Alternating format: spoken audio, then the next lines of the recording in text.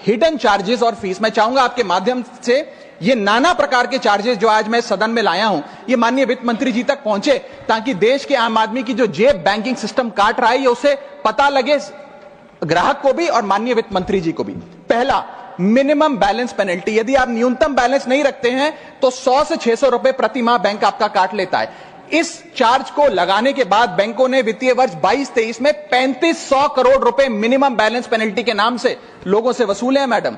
दूसरा charge, extra ATM usage. आपको ATM transaction के लिए 2 से 3 की मोहलत मिलती है, 2 से 3 की इजाजत मिलती है बैंकों द्वारा। अगर आप चौथा पांचवा ट्रांजैक्शन कर लें तो हर ट्रांजैक्शन पे 20 रुपए एटीएम चार्ज आपको देना पड़ता है। इनएक्टिविटी फी 100 से 200 रुपए सालाना, यानी कि अगर बैंक आप बहुत ज्यादा अपना अकाउंट यूज नहीं करते हैं तो बैंक इनएक्टिविटी के नाम पे भी चार्ज लगा देता है। फिर बैंक स्टेटमेंट आप मंगवाते हैं तो बैंक स्टेटमेंट इशुएंस चार्जेस के नाम पर आपसे 50 से 100 रुपए लेता है। फिर आप कहते हैं हमें एसएमएस अलर्ट के माध्यम से मेरे बैंक के खाते में क्या आ रहा है उसकी जानकारी मिले, तो एसएमएस अलर्ट चार्जेस के नाम पर भी प्रति क्वार्टर 20 से 25 रुपए आपसे लिया जाता है।